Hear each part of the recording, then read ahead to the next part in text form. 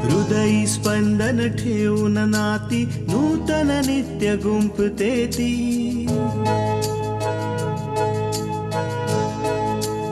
हो हृदयी स्पंदन ठेवून नाती नूतन नित्य गुंफते ती। अंगणाची किरणे होऊन घरटे स्वर्णिम करते ती। स्मित फुलवून अधरांवरती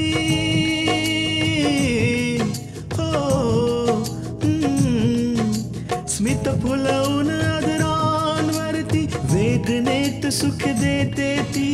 लेक वहिनी आई होऊन जीवन आभा होते ती। सुकन्या सुकन्या सुकन्या आमच्या कन्या। विचार केला का नाही मी तुम्हाला माझ्या हातचा चहा पाजावा? अरे शैलू, याची काय गरज होती? मीही देवाकडे प्रार्थना करेन आणि कदाचित देवही माझा ऐकेल। आता घरात सगळ्यांची तब्येत कशी? सगळ्यांची तब्येत म्हणजे मला समजलं, तुम्ही आईंबद्दल बोलताय ना? तुम्ही जर लवकर नाश्ता केलात आणि लवकर तयार झालात तर तुम्ही मला ऑफिसला जाताना गंगा घाटापर्यंत सोडू शकता ना? मला सांगता येत नाहीये, पण शैलू मला थोडा बदलल्यासारखा वाटतोय। असं वाटतंय जसं काही मी त्याला पहिल्यांदाच भेटतोय। बोटातून रक्त वाहतंय, याला घट्ट पकडून ठेव बाळा।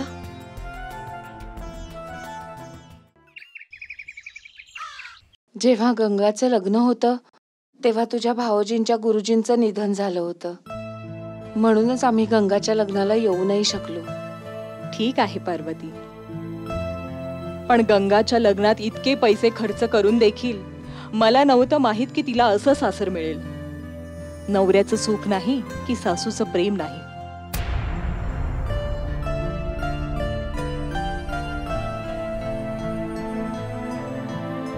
मला एक सांग ताई, तू म्हणतेस की गंगाचा नवरा पैशासाठी हावरा होता,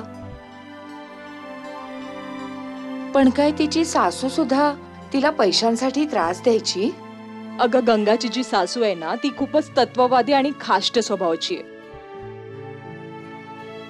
ती नेहमी गंगाला दाबून ठेवायची, कधी तिला तिच्या समोर बोलायलाच नाही द्यायची। पण गंगा बोलत होती की ती पैशांची लालची नव्हती। तिने कधी तिला पैशांसाठी त्रास नाही दिला। मग गंगाने त्यांना का नाही सांगितलं की त्यांचा मुलगा सारखा सारखा पैसे मागत राहतोय?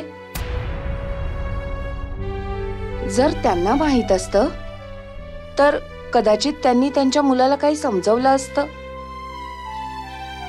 काही मार्ग काढला असता। गंगाचा नवरा चुकीच्या संगतीमध्ये वावरत होता।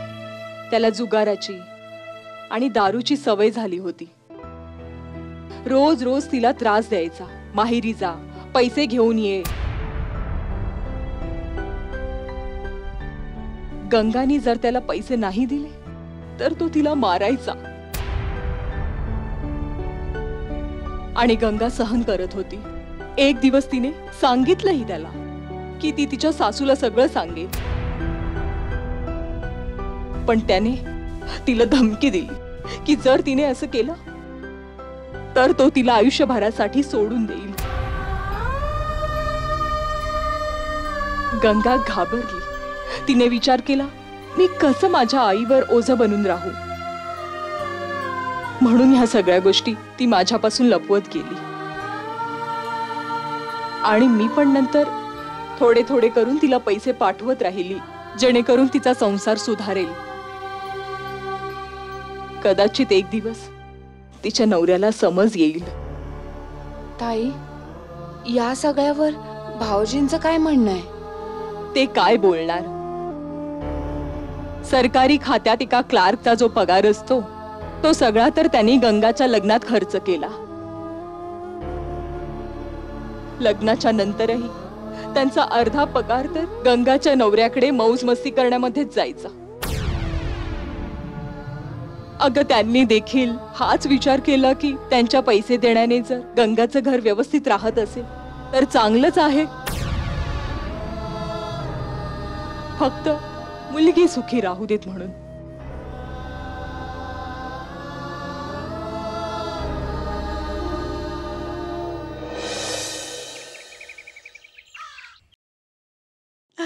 आई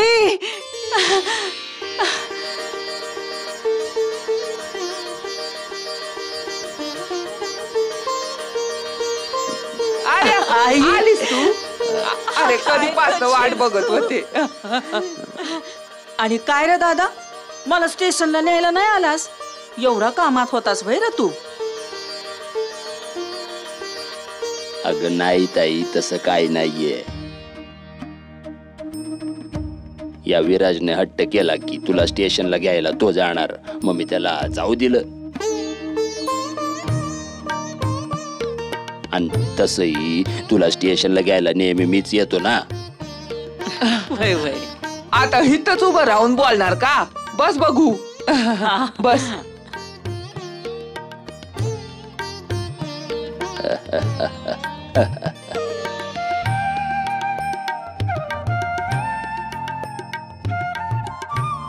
किती दिवसानंतर तुला बघते बाई.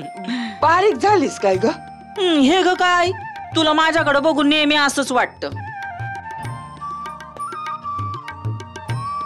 हा मी एकदम ठीक आहे. नमस्कार करते ताई.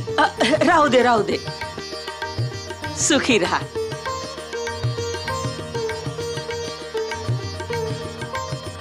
ताई, आम्ही तुमच्यासाठी चहा आणतो. तुम्ही थकला असाल ना? अगं नाही नाही बहिणी, तू कशाला चहा बनवतेस? तुझ्या हाताखाली तर चांगल्या 2-2 सुना आहेत ना व.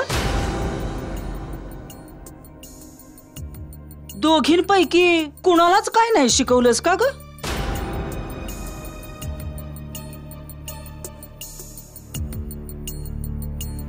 कमालच झाली बाई. मी एवढी इकडं आले आणि माझ्या स्वागताला कुणी बी नाही.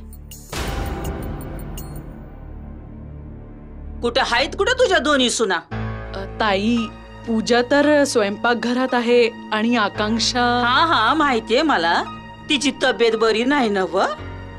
पण माझ्या पाया पडायला बी येऊ शकत नाही वय.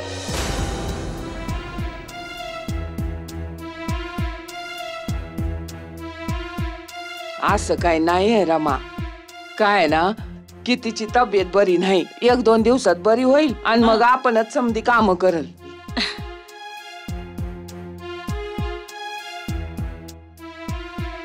ही बघ आली ईशालची बायको.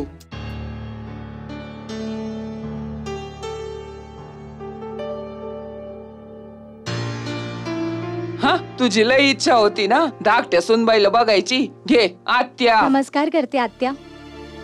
बरं बरं सुखी राहा. आता फुरसत मिळाली वे आम्हाला भेटण्याची. ते मी किचन मध्ये होते म्हणून. पूजा, आम्ही बी काम केलेत की ग बाई.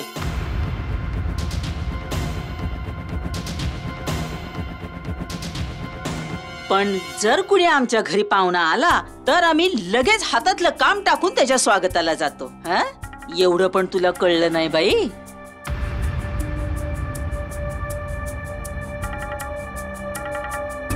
आणि काय ग वहिनी, आपल्या सुनांना लई सूट दिलीस ग तू. नाहीतर कुणाची हिम्मत होईल का आपल्या आज सासू समोर एक तरी शब्द बोलायची? हा,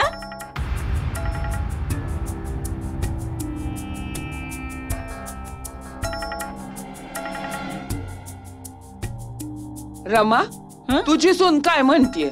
ती का नाही आली तुमच्या संगत?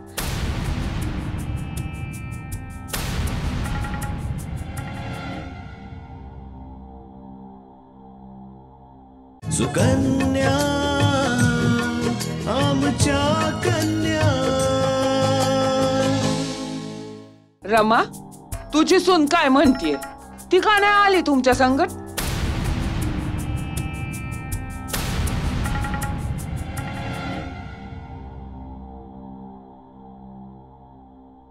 आई, अगं सगळं एवढं अचानक ठरलं की तिचं येणंच कॅन्सल झालं. हा,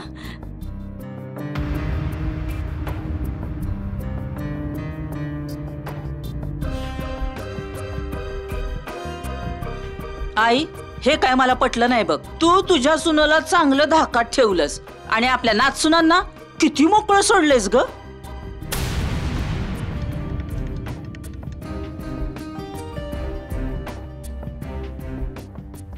अगं ताई, तू आल्या आल्या सगळ्यांची खबर घ्यायला लागलीस. थोडा आराम कर, हात पाय धू, मग आरामात सगळ्यांची खबर घे.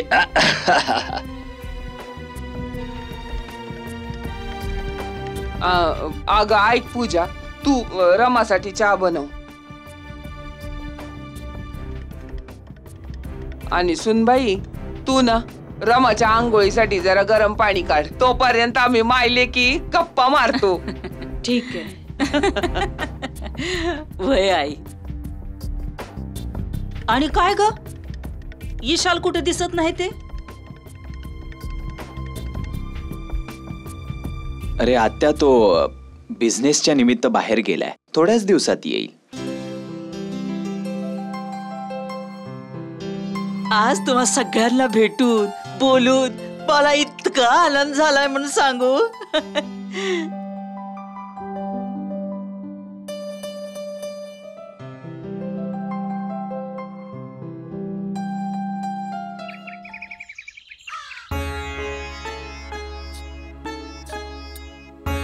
ताई, मला असं वाटतंय की तू मला अजून ते कारण सांगितलं नाहीयेस ज्यामुळे गंगाला माहेरी परतून यावं लागलं. नक्की काहीतरी मोठी गोष्ट असेल ज्यामुळे गंगाने हे असं पाऊल उचललं.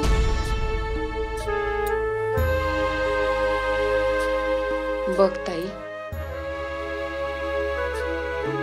ताई, माझ्या चौकशी मागे तुला दुखवावं असा हेतू नव्हता.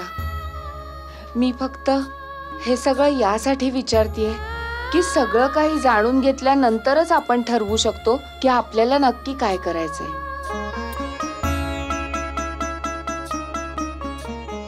मी स्वतःच तुला सांगणार होते, पण काय करू. गोष्टच अशी आहे की तोंडावर येतच नाही.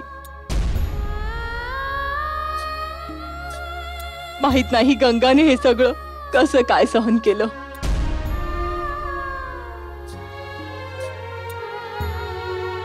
गंगासोबत काय घडलं?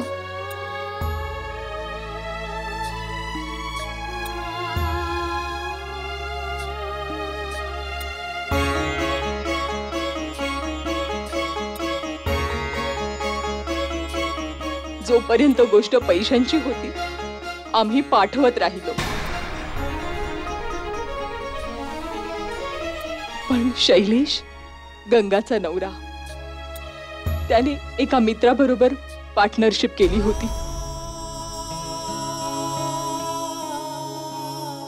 पण त्याच्या बेजबाबदारपणामुळे खूप नुकसान झालं. त्याचा पार्टनर त्याच्यावर नाराज झाला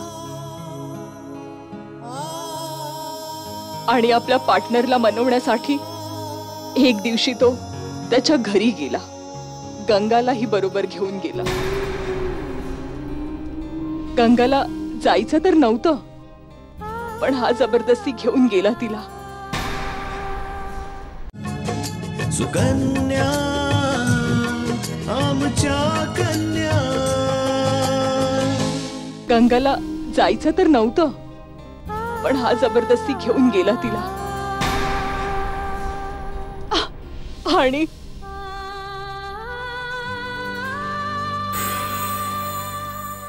शैलेश, तुझ्यामुळे मला बिझनेसमध्ये खूप मोठं नुकसान झालंय.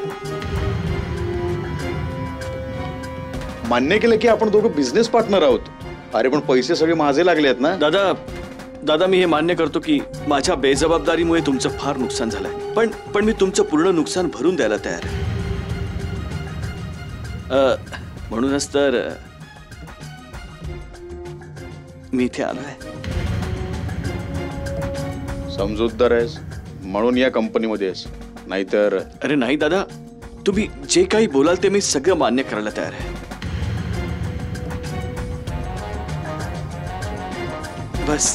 बस मला बिझनेस मधनं बाहेर काढू नका. जर तुला सगळ्या माझ्या अटी मान्य आहे शैलेश, तर तुला मी या कंपनीतून कशाला काढू शैलेश?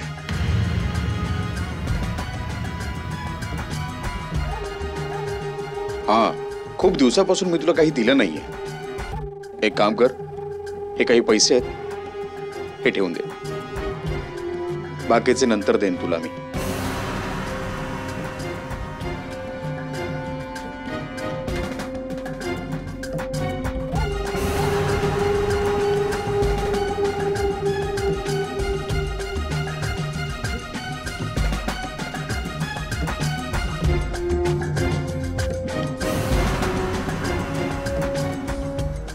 ठीक आहे, बाकीचे नंतर द्या. मला वाटतंय आता आपल्याला निघायला हवं. खूप उशीर झालाय ना. अरे वहिनी, आता सर तुम्ही आलात आणि आता लगेच जायच्या गोष्टी करता. हे बघा, पहिल्यांदा तुम्ही माझ्या घरी आलात आणि तुम्ही इथून जेवण जेवल्यावरच जायचं.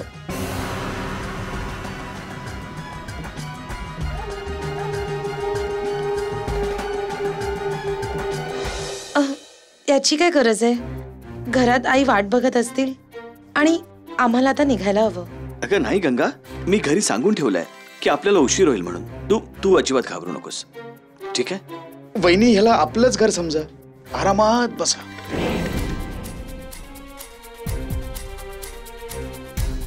अरे भाई शैलेश, जेवण जेवल्यावर ना मला पान खायला खूप आवडतं. आणि आजच मी पान आणायला विसरलोय. तू एक काम करशील, माझ्यासाठी पान घेऊन येशील? हो दादा, का नाही यार, ह्याच्यात काय सांगण्यासारखी गोष्ट आहे. तोपर्यंत जेवण तयार होईल ना. मी आत्ता जाऊन घेऊन येतो. अहो, मी पण तुमच्या बरोबर येते. मी इथे एकटी बसून काय करणार? गंगा, तू पानाच्या दुकानावर येऊन काय करणार आहेस? तू इथेच आरामात बसून राहा. आणि तसंही तू एकटी कुठे आहेस? दादा आहे ना तुझ्या बरोबर. बस मी गेलो आणि आलो. पण गंगा, तू आरामात बसून राहा. मला फक्त 2 मिनिटं लागतील, ठीक आहे? मी आलोच.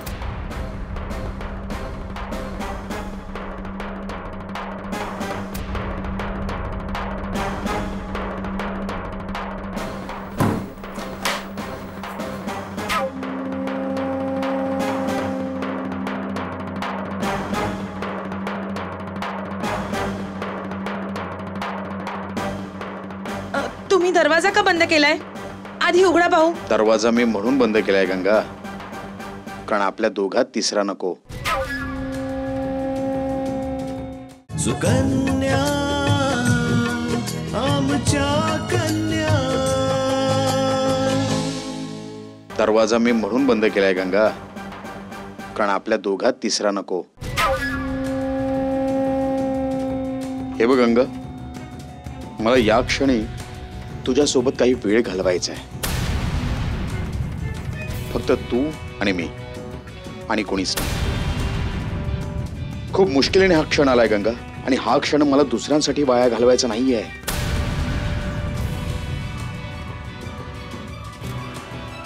मला वाटलं नव्हतं की तुम्ही इतक्या खालच्या थराला जाऊ शकता. येऊ देत शैलूंना.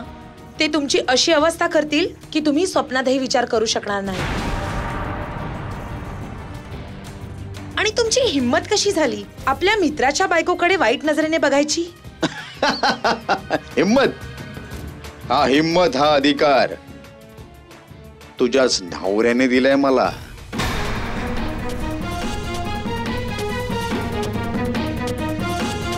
नाही, हे सगळं खोटं आहे. ते असं कधीच करू शकणार नाही. हे खरंय गंगा, शैलेशनेच असं केलंय. तुला काय वाटतं, बिझनेस मध्ये जे मला नुकसान झालंय त्याला मी असंच विसरून जाऊ? शैलेशला सोडून देऊ मी? गंगा, मी बिझनेसमॅन आहे आणि मी जे काही काम करतो ते माझ्या फायद्यासाठी करतो. आणि जर मी शैलेशला माझ्या बिझनेसमध्ये परत घेतोय तर त्यामागे खूप मोठं कारण आहे. आणि ते कारण तू आहेस गंगा, तू. गंगा, मी जेव्हापासून तुला पाहिलंय ना, मी अगदी वेडा झालोय ग. समजतच नव्हतं मला की तुला एकांतात कसं गाठू. शैलेशने बिझनेसमध्ये माझं खूप मोठं नुकसान करून दिलंय आणि बस मला संधी मिळाली मी त्याला बोललो की तुझी पत्नी खूप सुंदर आहे.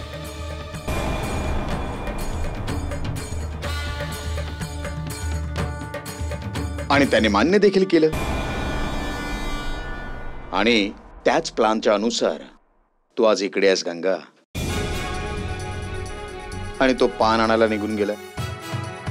गंगा, याच गोष्टीसाठी मी त्याला पुन्हा बिझनेस मध्ये घेतोय आणि त्याने केलेली चूक माफ करून टाकणार आहे. आणि त्याला मी आणखीन पैसे देणार आहे. गंगा, शैलेशला पैशांची गरज आहे, तुझी नाहीये. म्हणून त्याला माझी अट मान्य झाली.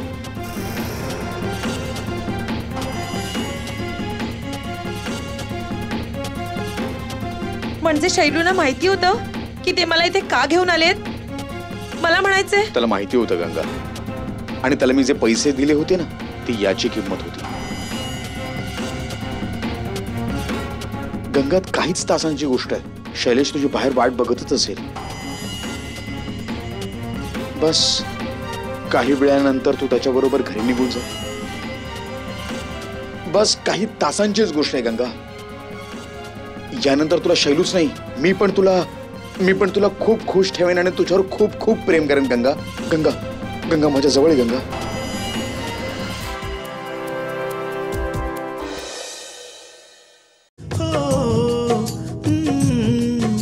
स्मित फुलवून आदरांवरती वेदनेत सुख देते ती.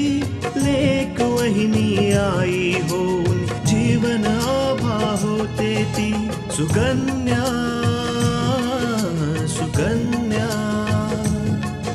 सुकन्या आमच्या